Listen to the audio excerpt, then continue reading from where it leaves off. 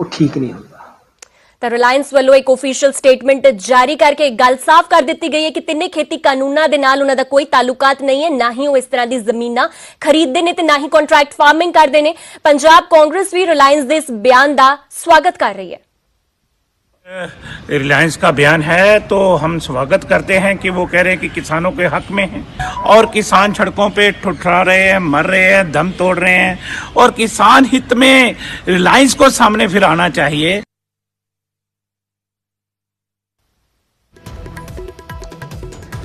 ਤੁਹਾਨੂੰ ਦੱਸ ਦਈਏ ਕਿ ਖਬਰ ਅਸੀਂ ਰਿਲਾਇੰਸ ਦੇ ਨਾਲ ਜੁੜੀ ਹੋਈ ਦਿਖਾ ਰਹੇ ਹਾਂ ਤੁਹਾਨੂੰ, ਜਿੱਥੇ ਕਿ ਰਿਲਾਇੰਸ ਵੱਲੋਂ ਇੱਕ ਆਫੀਸ਼ੀਅਲ ਸਟੇਟਮੈਂਟ ਜਾਰੀ ਕੀਤੀ ਗਈ ਹੈ ਜਿਸ ਦੇ ਵਿੱਚ ਉਹਨਾਂ ਨੇ ਜ਼ਿਕਰ ਕੀਤਾ ਕਿ ਖੇਤੀ ਕਾਨੂੰਨਾਂ ਦੇ ਨਾਲ ਰਿਲਾਇੰਸ ਦਾ ਕੋਈ ਲੈਣ ਦੇਣ ਨਹੀਂ ਹੈ, ਕਾਰਪੋਰੇਟ ਕੰਟਰੈਕਟ ਫਾਰਮਿੰਗ ਦੇ ਨਾਲ ਸਾਡਾ ਕੋਈ ਵਾਸਤਾ ਨਹੀਂ ਹੈ, ਰਿਲਾਇੰਸ ਨੂੰ ਤਿੰਨੇ ਖੇਤੀ ਕਾਨੂੰਨਾਂ ਦੇ ਨਾਲ ਕੋਈ ਫਾਇਦਾ ਨਹੀਂ ਪਹੁੰਚੇਗਾ ਔਰ ਇਸ ਦੇ ਨਾਲ ਜੋ ਅਫਵਾਹਾਂ ਫੈਲਾਈਆਂ ਜਾ ਰਹੀਆਂ ਉਸ ਦੇ ਨਾਲ ਰਿਲਾਇੰਸ ਦੇ ਅਕਸ ਨੂੰ ਖਰਾਬ ਕਰਨ ਦੀ ਕੋਸ਼ਿਸ਼ ਕੀਤੀ ਜਾ ਰਹੀ ਹੈ, ਜਿਸ ਤੇ ਕਿ तमाम सियासी नेतावां ने भी अपना प्रतिक्रम दिता है और रिलायंस का नाम कानूनों के नाल जोड़न पिछे घटिया इरादा है। ये रिलायंस वालों ऑफिशियल स्टेटमेंट दे विच गल कही गई है।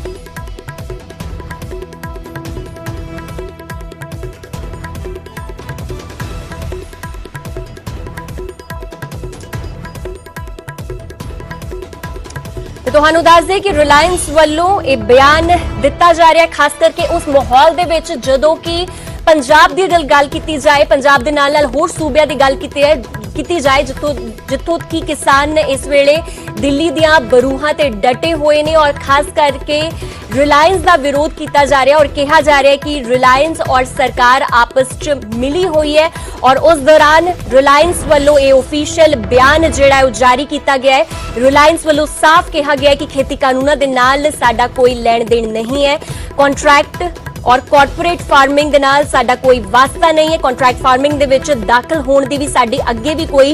योजना नहीं है और कॉर्पोरेट जां फिर कॉन्ट्रैक्ट फार्मिंग दे लई असी जमीन नहीं खरीदी, असी किसानां तो कदे भी सीधा अनाज नहीं खरीददे और किसानां नूं मजबूत अते खुशहाल करन दे लई असी वचनबद्ध हां। ते तुहानूं दस दईए कि पंजाब दे विच वख-वख थावां ते रिलायंस संबंधी जो भी प्रोडक्ट्स ने उन्हां दा भी विरोध कीता जा रिहा सी, इस दे नाल टावरां दी भंन-तोड़ भी कीती जा रही सी जिस नूं लैके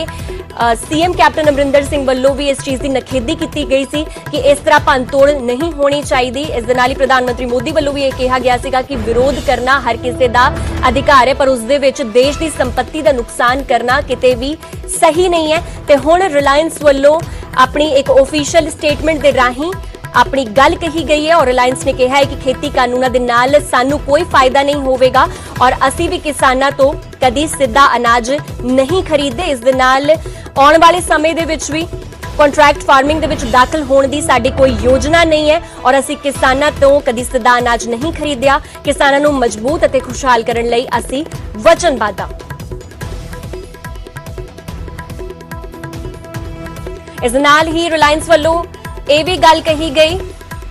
ਕਿ ਇਸ ਦੇ ਪਿੱਛੇ ਵਪਾਰਕ ਮੁਕਾਬਲੇਬਾਜ਼ਾਂ ਦਾ ਹੱਥ ਹੈ ਔਰ ਕਾਰਪੋਰੇਟ ਖੇਤੀ ਦੇ ਵਿੱਚ ਐਂਟਰੀ ਕਰਨ ਦੀ ਕੋਈ ਯੋਜਨਾ ਨਹੀਂ ਹੈ। ਰਿਲਾयंस ਵੱਲੋਂ ਇਹ ਬਿਆਨ ਦੇ ਵਿੱਚ ਲਿਖਿਆ ਗਿਆ ਉਹ ਤੁਹਾਨੂੰ ਗੱਲਾਂ ਦੱਸ ਦਿੰਦੇ तमाम ਉਹ ਗੱਲਾਂ ਜੋ ਰਿਲਾयंस ਵੱਲੋਂ ਆਪਣੇ ਅਫੀਸ਼ੀਅਲ ਸਟੇਟਮੈਂਟ ਦੇ ਵਿੱਚ ਦੱਸੀਆਂ ਗਈਆਂ ਨੇ। ਨਾ ਹੀ ਪਹਿਲਾਂ ਅਸੀਂ ਅਜਿਹਾ ਕੁਝ ਕੀਤਾ ਹੈ ਔਰ ਨਾ ਹੀ ਅੱਗੇ ਭਵਿੱਖ ਦੇ ਵਿੱਚ ਸਾਡਾ ਅਜਿਹਾ ਕੁਝ ਕਰਨ ਦਾ ਇਰਾਦਾ ਹੈ ਔਰ ਕੰਟਰੈਕਟ ਫਾਰਮਿੰਗ ਦੇ ਲਈ ਕੋਈ ਜ਼ਮੀਨ ਸਾਡੇ ਵੱਲੋਂ ਨਹੀਂ ਖਰੀਦੀ ਗਈ।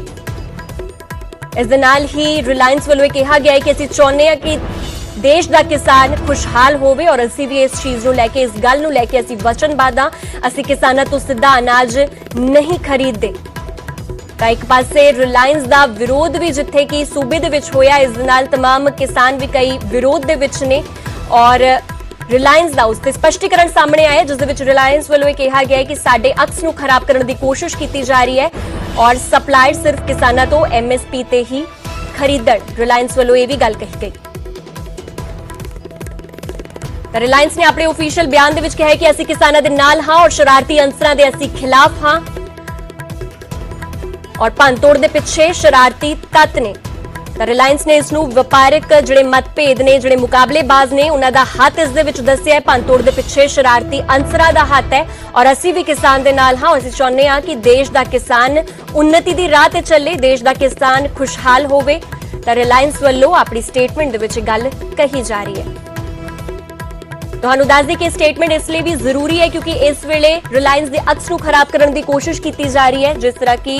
ਰਿਲਾਇੰਸ ਵੱਲੋਂ ਇੱਕ ਗੱਲ ਆਪਣੀ ਸਟੇਟਮੈਂਟ ਦੇ ਵਿੱਚ ਕਹੀ ਗਈ ਕਿ ਉਹਨਾਂ ਦੇ ਅਕਸ ਨੂੰ ਖਰਾਬ ਕਰਨ ਦੀ ਕੋਸ਼ਿਸ਼ ਕੀਤੀ ਜਾ ਰਹੀ ਹੈ। ਇਹਦੇ ਵਿੱਚ ਸਿਰਫ ਇੱਕ ਵਪਾਰਕ ਲਾਹਾ ਲੈਣ ਦੀ ਕੋਸ਼ਿਸ਼ ਕੀਤੀ ਜਾ ਰਹੀ ਹੈ ਔਰ ਬਿਜ਼ਨਸ ਨੂੰ ਪ੍ਰਭਾਵਿਤ ਕਰ ਰਹੀ ਹੈ। ਇਹ ਚੀਜ਼, ਇਹ ਸਾਜ਼ਿਸ਼ ਜਿਹੜੀ ਹੈ ਬਿਜ਼ਨਸ ਨੂੰ ਪ੍ਰਭਾਵਿਤ ਕਰ ਰਹੀ ਹੈ ਤਾਂ ਅਕਸ ਨੂੰ ਖਰਾਬ ਕਰਨ ਦੀ ਕੋਸ਼ਿਸ਼ ਕੀਤੀ ਜਾ ਰਹੀ ਹੈ। ਇਸ ਕਰਕੇ ਰਿਲਾਇੰਸ ਵੱਲੋਂ ਇਹ ਸਟੇਟਮੈਂਟ ਜਾਰੀ ਕੀਤੀ ਗਈ ਜਿਸ ਦੇ ਵਿੱਚ ਰਿਲਾਇੰਸ ਨੇ ਕਿਹਾ ਹੈ ਕਿ ਅਸੀਂ ਵੀ ਦੇਸ਼ ਦੇ ਕਿਸਾਨ ਦੀ ਉન્નਤੀ ਵੱਲ ਕੰਮ ਕਰਨਾ ਚਾਹੁੰਦੇ ਆ, ਕਦਮ ਵਧਾਉਣਾ ਚਾਹੁੰਦੇ ਆ ਕਿ ਦੇਸ਼ ਦਾ ਕਿਸਾਨ ਖੁਸ਼ਹਾਲ ਹੋਵੇ ਔਰ ਸਾਡਾ ਅਜਿਹਾ ਕੋਈ ਇਰਾਦਾ ਨਹੀਂ ਹੈ। ਸਾਨੂੰ ਤਿੰਨੇ ਖੇਤੀ ਕਾਨੂੰਨ ਦਾ ਕੋਈ ਫਾਇਦਾ ਨਹੀਂ ਹੋਵੇਗਾ, ਨਾ ਹੀ ਭਵਿੱਖ ਦੇ ਵਿੱਚ ਸਾਡਾ ਕੋਈ ਅਜਿਹਾ ਇਰਾਦਾ ਹੈ ਕਿ ਅਸੀਂ ਖੇਤੀ ਕਾਨੂੰਨਾਂ ਦਾ ਇਸਤੇਮਾਲ ਕਰਕੇ ਆਪਣਾ ਬਿਜ਼ਨਸ ਵਧਾਈਏ।